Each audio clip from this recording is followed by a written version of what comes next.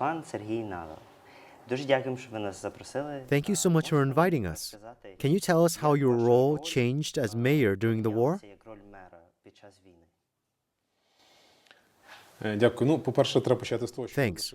We needed to start with ensuring the functioning of all city infrastructure: utilities, water, gas, heat, sewerage, water supply, public transport. This remains unchanged. But there are also things I've never done before. Now we must first think about the city's defense capabilities. Second, how to ensure the safety of people. Third, ensure the operation of all critical infrastructure.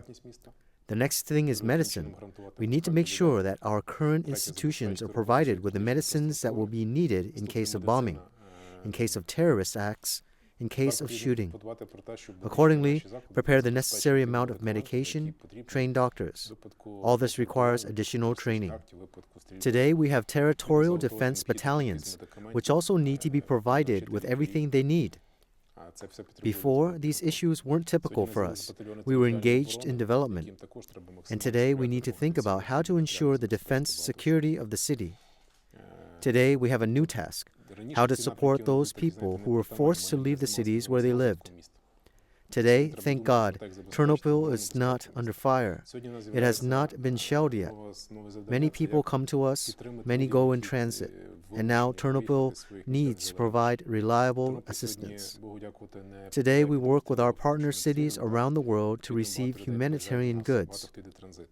We are becoming such a logistics hub because most of the cargo is distributed and sent here for the needs of the armed forces, for the needs of those places that are under fire, under bombing, and for the needs of those people who come to us. Now we are thinking about how to arrange new places for people to live. Our schools are becoming people's places of residence. Today, 16 out of 35 educational institutions have been transformed into places where people live permanently. And they not only live there, but also provide them with everything they need: food, clothing, even if people come with animals. We also provide those animals with the necessary food, kennels, and everything they need. So there are a number of issues that didn't exist before. But there has never been such cohesion and such unification of the city and the whole country. It's hard to convey. People are ready to do everything: weave nets, bring food, work as volunteers, carry, drive, deliver. There is no person who is not involved in something. Ви розказували нам про військові питання. You talked about military issues, about the economy, about providing main support. In terms of spirituality and art, do you have any ideas? How do you support this? Якісь нові ідеї або як ви це підтримуєте? Ми трошки змінюємо питання, які We are slightly changing the issue of art from peacetime to wartime. Ternopil has always been a highly spiritual city. We have very religious people, and with the onset of war, people are increasingly turning to God. And today, I thank all the bishops of all traditional churches for their support. How many such people have moved here to Ternopil now? Since the beginning of the war, tens of thousands of people have passed through Ternopil in transit. But those who lived here for 1, 2, 3 days, there are already about 12,000 people. And those who want to stay here longer are about 2,800 people.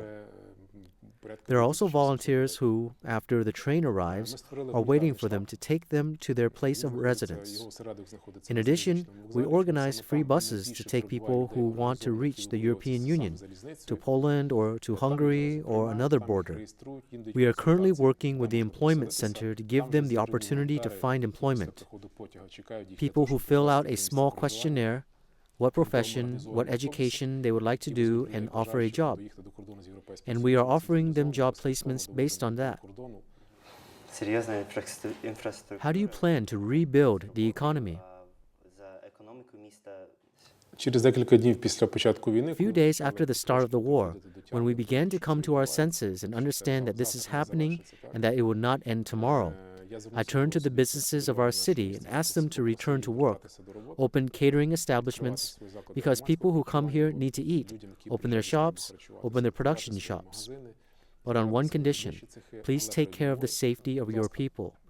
so that in the event of an air alarm, you know where you have the nearest protection point, the nearest shelter where people can hide, whether workers or visitors. From our part, we have also taken a number of steps to stimulate business. For example, the executive committee of the city council made a decision to completely exempt businesses from paying rent in this difficult time, to set an example for others. There are a lot of business entities, a lot of businesses, and producers that will not be able to work for some time in the cities that are broken. Today, we offer them accommodation in Ternopil. We have a list of production areas, production facilities that we're preparing to transfer, as well as a list of vacant land and vacant office space. А ви готові? Are you ready if the war comes to the threshold of Ternopil? Звичайно, ми до цього Of course. We are preparing for this. We have a defense headquarters. Every day we make a whole plan of measures, which is related to the defense of both Ternopil and the Ternopil region. We are ready for this completely, and the most interesting thing is that not only the government, the military, but also the population are ready. I just see what morale people have. We have a turn in the military commissariats of people who want to go to serve in the army. We have a turn to go to volunteer battalions to defend and protect their city. Thank God we have enough technical means to ensure this. So if they are here, believe me, it will be hell for them. We are ready for this.